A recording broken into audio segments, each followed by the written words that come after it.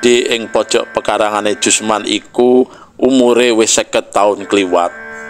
Dhuwure ora kurang saka 20 meter. Sing nandur dudu Jusman dhewe nanging Pak Arjo Panut bapakne. Uwohe mbiyet yen lagi mawoh godhonge ngrembuyung njalari kiwa tengene peteng ing wayah bengi lan edum ing wayah awan. Ora disaponi 2 dina wae godhonge sing ceblok wis pating blasah. Ora aneh yen swasana kaya mengkono nuwuhake kesan angker. Nanging wong-wong sak kiwa tengen kono akeh sing seneng karo sukune Jusman. Digodhog apa dene digoreng rasane kesat, mempur, semu legi. Maklum sukun kasebut klebu sukun Jawa, dudu sukun Bangkok kang yen digodhog mlonyoh. Warga kono sing kebener mlaku ing gang kampung pinggir pekarangane Jusman sok milang-miling mbok menawa ana sukun tuwa sing gogrok kena digawa mulih kanggo nyamikan. Senajan setengah bosok nanging sabagian isih bisa dialap, digoreng utawa dikluwa, lumayan kena kanggo nyamilan. Wit sukun duwe Jusman pancen pilih tanding. Ora mung babagan gedene uwit lan dhuwure apa dene kualitas wohe, nanging lelembut utawa makhluk aluse sing manggon ing uwit sukun kasebut. Wong-wong kampung pasudagaran kuno padha ngarani yen makhluk alus sing manggon ing uwit sukun mau jahil, kepara super jahil, seneng godho, seneng bebeda. Wong-wong padha menehi sebutan Mbah Jahil awit sing dijahili ora pilih-pilih jalma. Ora mung wong sing tumindake bedigasan, nyak-nyakan, ora aturan ing ngisor wit sukun. Nadyan priyayi sepuh sing kebak Subasita lan tata krama uga dijahili. Eyang Saipul ing esuk kang isih repet-repet mlaku telemek-telemek ijen tumuju musala arep salat subuh. Kaya padatan liwat gang kampung ing sak pinggiring pekarangane Jusman. Nalika tekan ngisor wit sukun gedhe pojok pekarangan, priyayi sepuh mau kaget. Lakune kandhek merga diadang wewujudan asu ireng gedene sak anak macan. Ngadeg ngejejer ing tengah gang, matane nyureng ngemu cahya abang. Eyang Saipul krasa yen lagi digodho dene sing tunggu wit sukun. Dudu Eyang Saipul yen mung digodho kaya ngono banjur mundur. Priyayi sepuh kasebut tetep jumangkah maju. Tekene sing digawe saka kayu sawu siaga kanggo gaman. Nganggo tenaga sepuhe asu werna ireng gedene sagogor mau digebuk wani. Buk, asu gereng banjur nglumpruk. Aneh, asu mau saknalika salin wujud dadi kirik wulu putih. Bareng diwaspadakake jebul iku kirike Kang Paina tangga sebelah. Bener kandhane wong-wong lelembut sing manggon ning wit sukun duwe Jusman kae jian super jahil tenan. Ngendikane Eyang Saipul nalika nyritakake kedadian sing nembe wae dialami marang jamaah liyane. Jahile Mbah Jahil ora mung tekan semono, bocah cilik umur 4 taun sing durung ngerti puk bengkong uga nate digarap.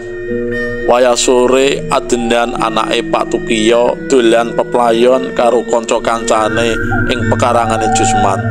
Nalika anggone peplayon tekan cedhak wit sukun, ora ngerti perkarane ujug-ujug adenan nangis njempling. Tangane nyekeli celana sing pener titite. Bapakne adenan kaget ngerti-ngerti titite anake godres getih ing perangan pucuke. Agan diplayokake menyang rumah sakit Raharjo Mulya dipriksa dening dokter jaga. Pranyata manuke adenan tatu kaya mentas disunat. Pancen tatu mau ora bebayani, gampang diusadani. Mung sing nuwuhake pitakon, sapa sing nyunati adenan? Ya sapa maneh yang dudu Mbah Jail sing tunggu wit cukun kuwi aloke wong-wong. Iku mau kedadian sing gawe gegere warga, kedadian-kedadian cilik liyane sing ora sumebar akeh. Ana sing mung diweruhi wujudan regemeng-regemeng ireng apa dene gondo wangi nyogro irung. Yen ora ya ambu kaya dene wong nggodhog telo pohong gosong. Ora sethithik wong sing dirungoni swara watuk ngikil utawa mung dehem ngono wae. Menawa swara mau dirungu saka jero omah ora gawe wedi. Lah iki saka dhuwur wit sukun. Wis ngono kathik wanci tengah wengi pisan. Kang Paijo nalika mulih saka ronda uga nate disauri wedi saka dhuwur wit sukun kuwi. Mungguing wong kendel godho kaya mengkono mung dianggep angin liwat, nanging tumrap wong jirih bisa nuwuhake trauma ora wani liwat gang kuwi maneh. Sumiati bojone Jusman prayogakake amprih wit sukun kasebut ditegur wae. Jalaran ora sethithik wong sing trauma merga digodha lelembut kasebut.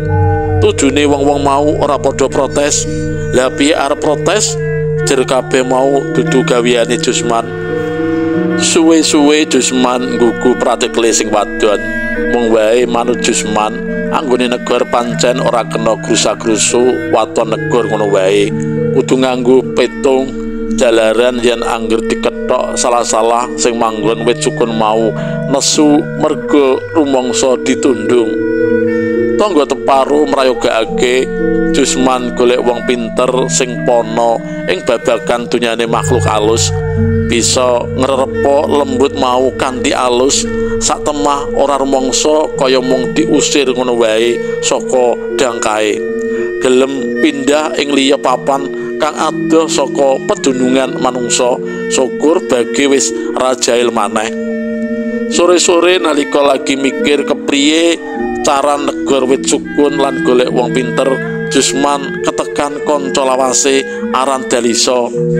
Tekane Dalisa mungguing Jusman kaya dene unen-unen pucuk dicinta ulam tiba.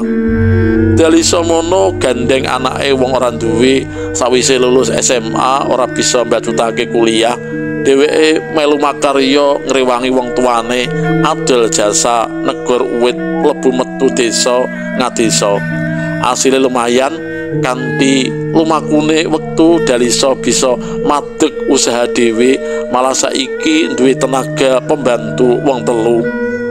Yen biyen negore mawa piranti manual kaya wadung, kampak, bendo lan geraji tangan, saiki migunakake geraji mesin.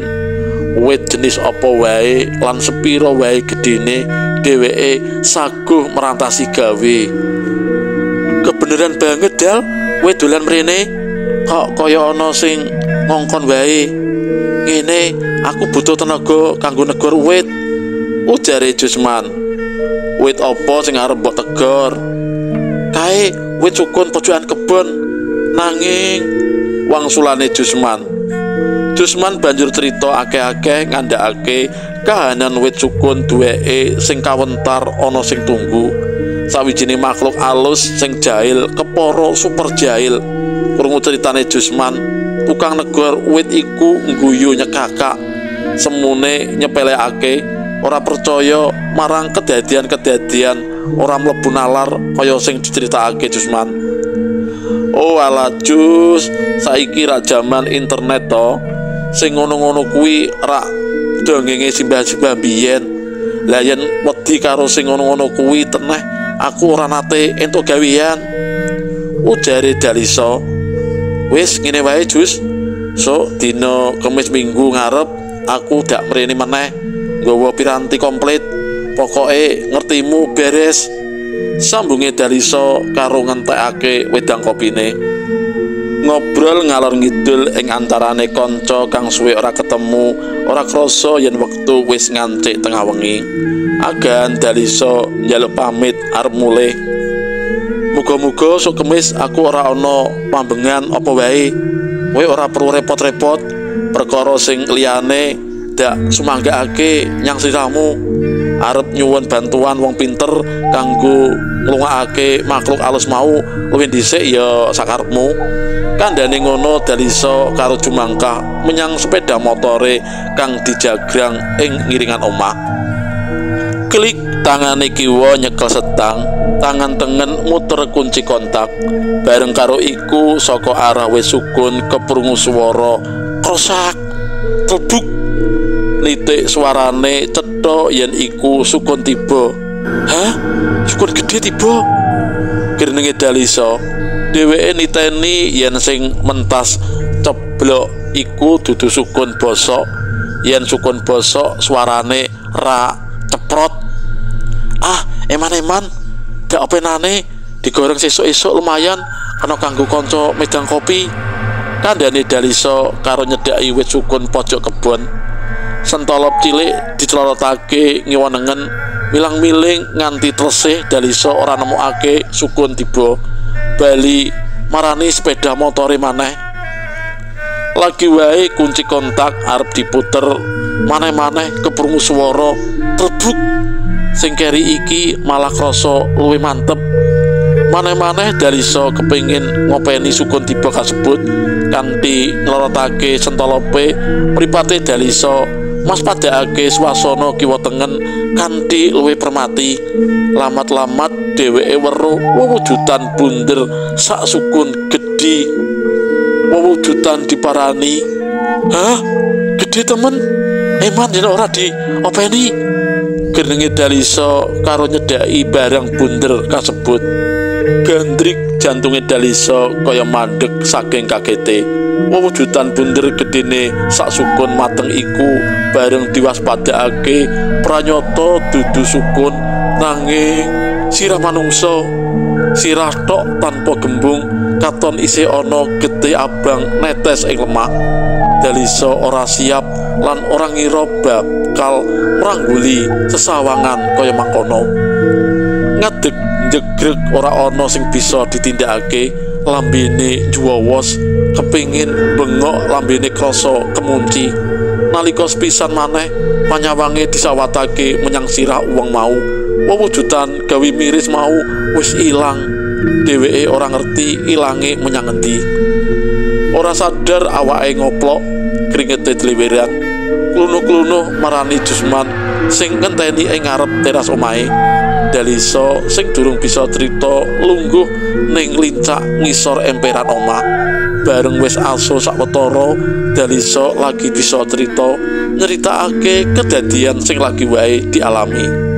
Sepurane ya Jus, aku mau nyepelekake ceritamu. Ora percaya yen ing jaman saiki isih ana makhluk alus sing jahil seneng godhok wong. Ujare Dalisa alon kaya wedi yen keprungu liyan. Sambunge, "Neng ngono, dak jabel kesaguhanku Jus. Estokno luwih dhisik pamregane wong kiwa tengen kene. Kowe golek wong pinter luwih dhisik. Sawise sing tunggu gelem ngalih ing papan liya, aku lagi kerja. Aja nganti ana kesan aku sing nundung lunga. Aku njolo ngapura Jus." Ujare Dalisa karo salaman kenceng.